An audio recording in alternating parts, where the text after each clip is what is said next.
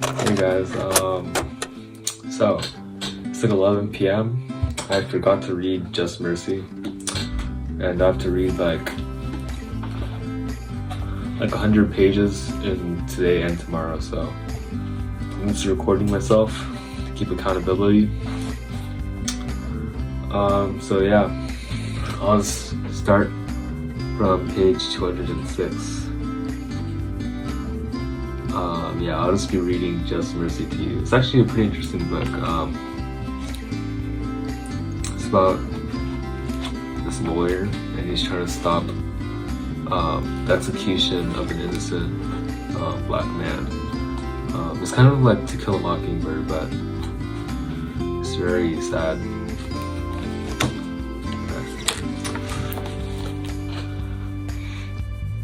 Page 206. If you want to read along, perhaps. While Chapman had suggested that Myers must have been pressured to recant, the district attorney presented no actual evidence to support the claim, which made the judge's ruling hard to understand. I had advised Walter and his family that we would likely need to go to an appellate court for any real chance of relief, despite how positive everyone thought the hearing had been. So basically what happened was that he found so much evidence that this guy Walter, the black guy, was innocent. It was very unfortunate circumstances, but he presented it all to the court.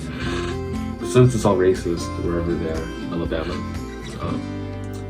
they don't care, and the judge said they lost, I think. I was optimistic about our evidence. I was optimistic about what our evidence might accomplish in the Alabama Court of Criminal Appeals. We were now regularly arguing cases in front of that court.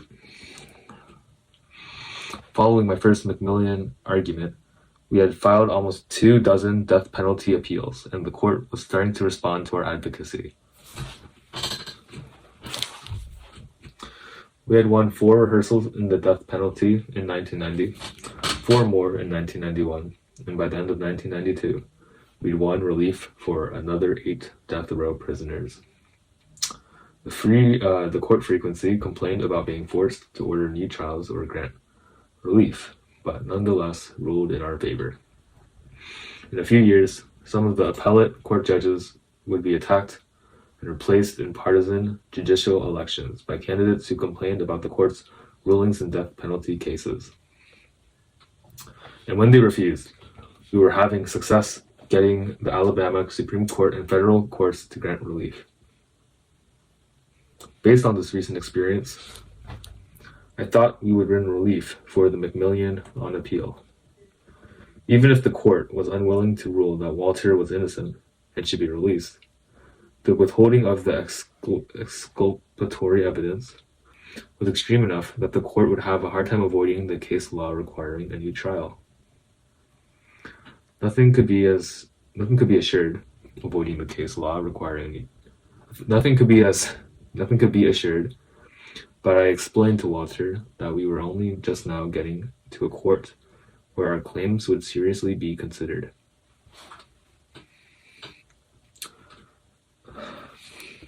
Michael had stayed long past the 2 years he had committed to us, but he was now scheduled to move to San Diego to start a job as a federal public defender. He agonized about leaving our office, although he was less conflicted about leaving Alabama. I assigned one of our new attorneys, Bernard Harcourt, to replace Michael on Walter's case. Bernard was a lot like Michael in that he was smart, determined, and extremely hardworking. He had first worked with me when he was a law student at Harvard Law School. He became so engaged in the work that he asked the federal judge he was clerking for after law school if he could cut short of his 2-year clerkship to join us in Alabama. The judge agreed, and Bernard arrived shortly before Michael left. Raised in New York City by fresh parents, he had attended the Lycée Française de New York in Manhattan, a high school that was unapologetic about its European perspective on education. After graduating from Princeton, Bernard worked in banking before pursuing his law degree. He had been preparing for a traditional legal career until he came down to work with us one summer and became fascinated by the issues that the death penalty cases presented. He and his girlfriend, Mia, moved to Montgomery and were intrigued by life in Alabama. Bernard's quick immersion in the McMillan case intensified his cultural adventure, more than he could ever have imagined. The community's presence at the hearing got people talking about what we had presented in court, and that encouraged more people to come forward with helpful information. All sorts of people were contacting us with wide-ranging claims of corruption and misconduct. Only a few things here and there were useful to us in our efforts to free Walter, but all of it was interesting. Bernard and I continued to track leads and interview people who had insights to share about life in Monroe County. The threats we received made me worry about the hostility that Walter could face if he was ever released. I wonder how safely he could live in the community if everyone was persuaded that he was a dangerous murderer. We began discussing the idea of reaching out to a few people who might help us publicly dramatize the injustice of McMillan's wrongful conviction, as well as getting the stage for his possible release. If the public could only know what we knew, it might ease his re-entry into freedom. We wanted people to understand the simple fact: Walter did not commit this murder. His freedom would not be based on some tricky legal loophole or the exploitation of technicality. It would be based on simple justice. He was an innocent man. On the other hand, I didn't think media attention would help win the case, now pending in the Court of Criminal Appeals. In fact, the chief judge on the court, John Patterson, had famously sued the New York Times over their coverage of the civil rights movement when he was Alabama's governor. It was a common tactic used by Southern politicians during the civil rights protests. Sue national media outlets for defamation if they provide sympathetic coverage of activists, or if they characterize South politicians and law enforcement officers unfavorably. The Southern state courts, judges, and all-white juries were all too willing to rule in favor of defamed. Local officials and state authorities had won millions of dollars in judgments this way. More importantly, the defamation lawsuits chilled sympathetic coverage of civil rights activism. In 1960, the New York Times presented an advertisement titled "Heed the Rising Voices" that attempted to raise money to defend Martin Luther King Jr. against perjury charges in Alabama. Southern officers responded by going on the offensive and sued the newspaper. Public Safety Commissioner L.B. Sullivan and Governor Patterson claimed defamation. A local jury awarded them $500,000, and the case was appealed to the U.S. Supreme Court.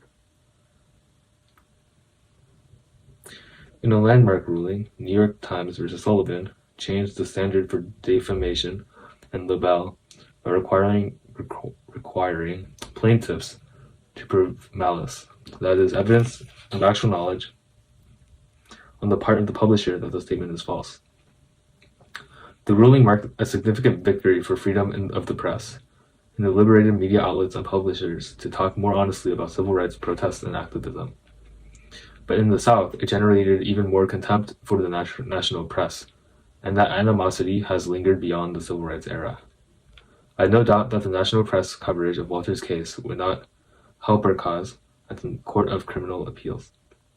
But I did think that getting a more informed view of Walter's conviction and the murder would make his life easier after the release, assuming we could never get his conviction overturned.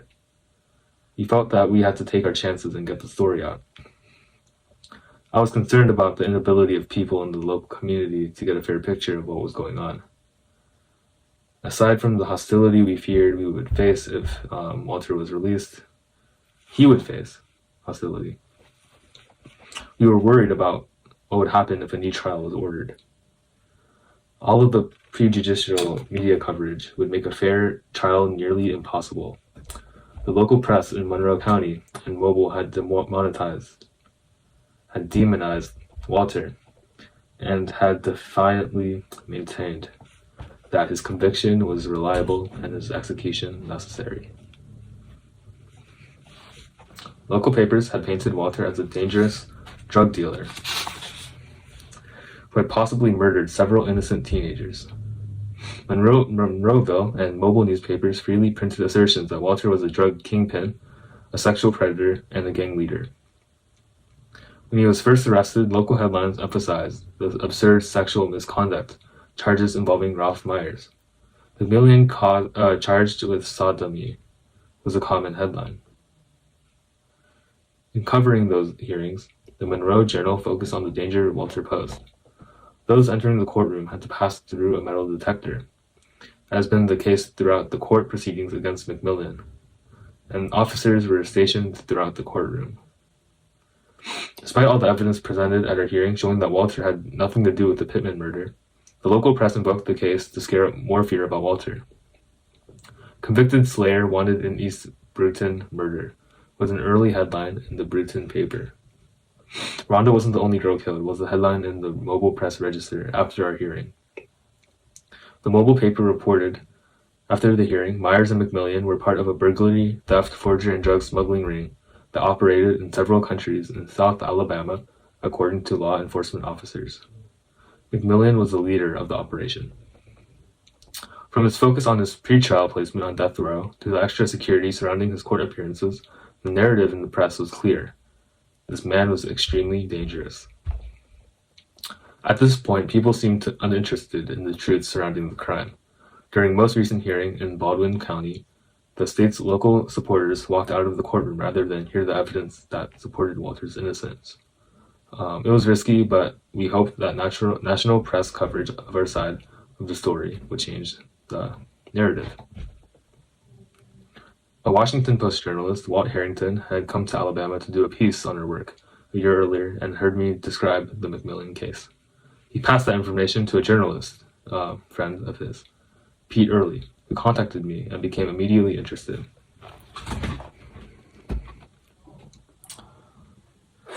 After reading the transcripts and files we provided him, he jumped into the case, spent time with several of the players, and quickly came to share our astonishment that Walter had been convicted on such unreliable evidence.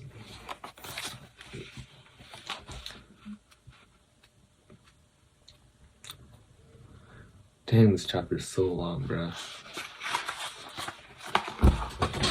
I'd given a speech at the Yale Law School earlier in the year that was attended by a producer from the popular CBS investigative program 60 Minutes, and he also called me. We'd gotten calls from various news magazine programs over previous years that expressed interest in covering our work, but I was wary. My general attitude was press coverage rarely helped our clients. Beyond general anti-media sentiments in the South, the death penalty was particularly polarizing. It's such a politically charged topic that even sympathetic pieces about people on death row usually triggered a local backlash that created more problems for the client and the case. Even though the client sometimes wanted press attention, I was extremely resistant to the media interviews about pending cases. I knew of too many cases where a favorable profile in the media had provoked an expedited execution date or retaliatory mistreatment that made things much worse. We filed our appeal in the Court of Criminal Appeals that summer. With no small amount of lingering uncertainty, I decided to move forward with the 60 Minutes piece. Veteran reporter Ed Bradley and his producer, David Gelber, came down from New York City to Monroeville on a 100-degree day in July and interviewed many of the people whose testimony we presented at our hearing. They spoke with Walter, Ralph Myers, Karen Kelly, and Darnell Houston. Clay Cast, Jimmy Williams, Walter's family, and Woodrow Ickner. They confronted Bill Hooks at his job and conducted an extensive interview with Tommy Chapman. The word got around quickly that news celebrity Ed Bradley was in town, upsetting local officials. The Monroe Journal wrote, "Too many of these writers express open scorn for the people and institutions they encounter here, making no more than superficial effort to gather facts. Worse, a few of them have been demonstrably inaccurate. We could do without any more news coverage of the Big Ten reporter comes to Hicktown genre." Even before the piece was broadcast, the local media seemed urging the community to distrust anything they heard reported about the case. When the CBS examines the murder case, a local reporter for the Monroe Journal wrote, "Monroe County District Attorney Tommy Chapman says he believes for the CBS television news magazine program 60 Minutes had their minds made up before even coming here." Chapman had taken to using a photo of Walter obtained at the time of his arrest that showed him with long bushy hair and a beard, which Chapman thought made it clear that he was a dangerous criminal. The person they interviewed at home in prison is not the same person arrested by Sheriff Tate for his murder, Chapman explained. The Journal added that Chapman offered CBS the photograph of the real McMillan taken at the time of the arrest, but they were not interested. Prisoners in Alabama are required to remain clean-shaven, so of course Walter looked different when interviewed on camera. When the 60 Minutes piece aired months later, the local officials were quick to discredit it. The Mobile Press Register headline was, "DA, TV account of McMillan's conviction a disgrace." The article quoted Chapman. For them to hold themselves up as a reputable news show is beyond belief and irresponsible. The public was characterized as publicly injuring Rhonda Morrison's parents. The local writers complained that the Morrisons had to worry and deal with the stress that new publicity could lead many people to think McMillan was innocent. The local news media were eager to join the prosecutors in criticizing the 60 Minutes piece because it implicated their coverage, which had largely presented only the prosecution's theory and characterization of Walter at the crime. The people in the community watched 60 Minutes all the time and generally trusted it. Despite the local media reaction, the CBS coverage gave the community a summary of the evidence we presented in court and created questions and doubts about Walter's guilt. Some influential community leaders also thought it made Monroeville look backward and possibly racist in a way that was not good for the community's image or efforts at recruiting business. And business leaders started asking tough questions of Chapman and law enforcement about what was going on in the case. People in the Black community were thrilled to see honest coverage of the case. They had been so whispering about Walter's wrongful conviction for years. The case was so traumatized the Black community that many had become preoccupied with each court development and ruling. We frequently got calls from people simply seeking an update. Some callers sought clarification of a particular point in the case that had been subject of serious debate in a barbershop or at social gathering. For many Black people in the region, watching the evidence that we presented in court now laid out on national television was therapeutic. In the 60 Minutes interview with Chapman, he dismissed this as a silly suggestion of any racial bias in Walter McMillan's prosecution. He calmly professed his complete confidence and certainty that McMillan was guilty and that he should be executed as soon as possible. His expressed contempt for Walter's attorneys and people who try to second-guess juries. We later found that privately, despite the confidence expressed in his statements to the local media in 60 Minutes, Chapman began to worry about the reliability of the evidence against Walter. He couldn't ignore the problems in the case that had been exposed at the hearing. Given our success in other death penalty cases, he must have feared the real possibility of the appellate court's overturning of Walter's conviction. Chapman had become the public face defending the conviction, and he realized that he put his own credibility on the line by relying on the work of local investigators, work that was now revealed as almost facially flawed.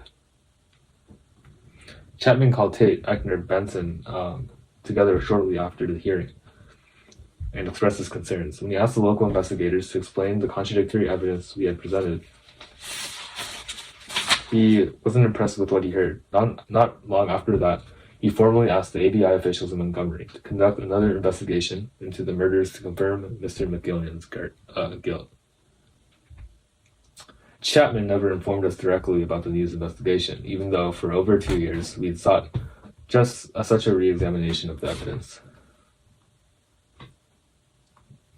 When the new ABI investigators, Tom and Taylor and Greg Cole, called me, I eagerly agreed to share case files and information.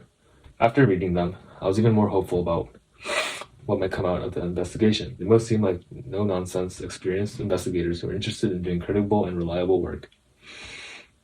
Within a few weeks, Taylor and Cole seemed to doubt that McMillian was guilty. They were not connected to any of the players in South Alabama. We gave them files, memoranda, and even some original evidence because we had nothing to hide. I was nervous that if we wanted a reversal and had to retry the case, we might be disadvantaged by disclosing so much information to state investigators, who would then be better prepared to smear or undermine our evidence. But I was confident that any reasonable, honest investigation would reveal the absurdity of the charges against Walter. By January, 6 months had passed since we had filed our appeal at the Court of Criminal Appeals, and ruling was due any week. That's when Tom Taylor called and said that he and Cole wanted to meet us again. We talked a few times during their investigation, but this time they were discussing their findings. When they arrived, Bernard and I sat down with them in my office, and they wasted no time. There's no way Walter McMillian killed Rhonda Morrison, Tom Taylor spoke plainly and directly. We are going to report to the Attorney General, the District Attorney, and anyone who asks McMillian has nothing to do with either of these murders and is completely innocent. I tried not to look as thrilled as I thought. I didn't want to scare away this good news. That's terrific, I said, trying to sound unsurprised. I'm pleased to hear that, and I have to say I'm extremely grateful that you've looked at the evidence in this case thoroughly and honestly. Well, confirming that McMillian had nothing to do with this case wasn't that hard, he replied. Why would a drug kingpin live in the conditions he was living in and work 15 hours a day cutting timber on a difficult terrain? What were we told by local law enforcement about McMillian doesn't make any sense, and the story Myers told at the trial definitely made no sense. I still can't believe a jury ever convicted him. Cole spoke up. You'll be very interested to know that both Hooks and Hightower have admitted that their trial testimony was false. Really? I couldn't hide my surprise at this. Yes. When we were asked to investigate this case, we were told that you should be investigated because Hooks had said you had offered him money and a condo in Mexico if he changed his testimony. Taylor was dead serious. A condo in Mexico? On a beach, I think, Cole added nonchalantly.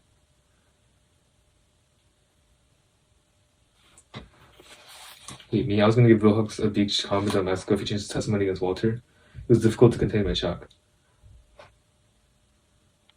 Well, I know it must sound crazy to you, but believe me, there were people down there who were raring to get you indicted.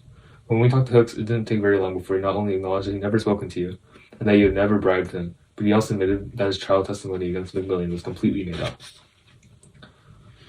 Well, we could have never had any doubts that Hook was lying. Cole chuckled. We started polygraphing people, and things fell apart pretty quickly. Bernard asked the obvious question, well, what happens now? Taylor looked over at his partner and then at us. Well, we're not completely done. We'd like to solve this crime, but we have a suspect. I'm wondering if you might be willing to help us. I know you're not trying to get anybody on death row, but we thought you might at least consider proving some help to identify the real killer. People will be a lot more accepting of Mr. McMillian's innocence if they know who really committed this crime. While it was ridiculous to think that Walter's freedom depended on the arrest of someone else, I had imagined that a successful investigation might get to this.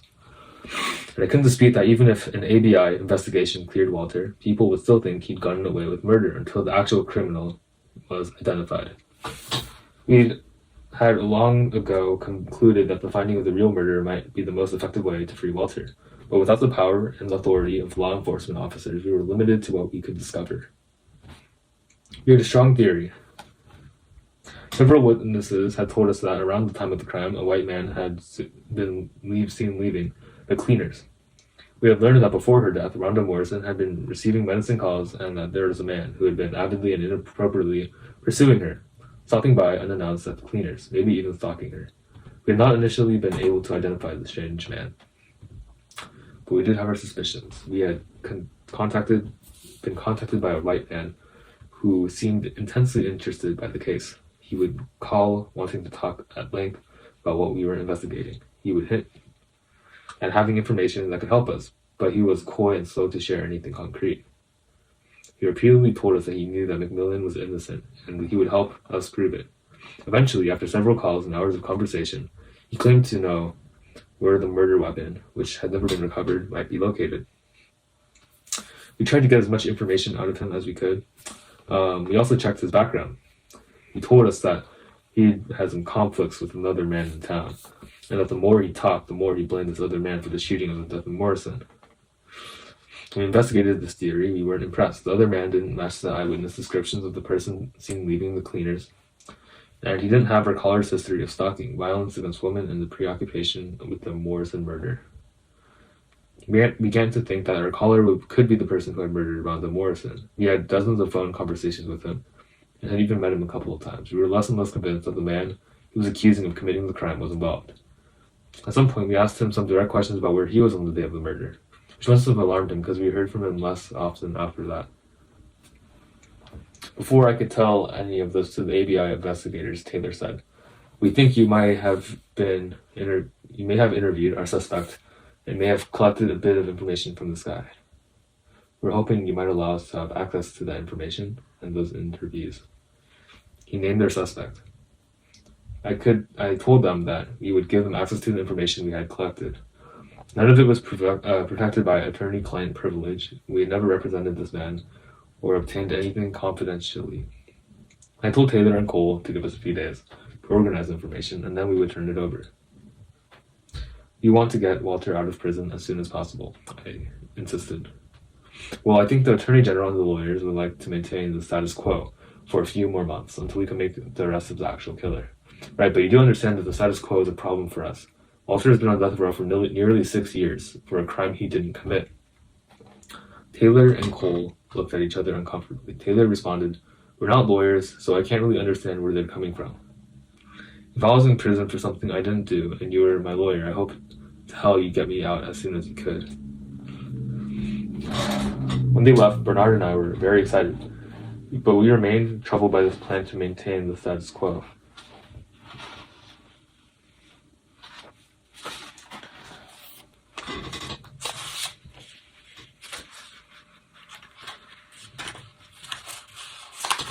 Guys, I think there's just too much pages, 30 minutes of footage, I still have 5 more pages for the chapter. I think next time I read, I'll just time-lapse it. Alright guys, I'm going to sleep so I can wake up tomorrow morning and go driving. Bye-bye.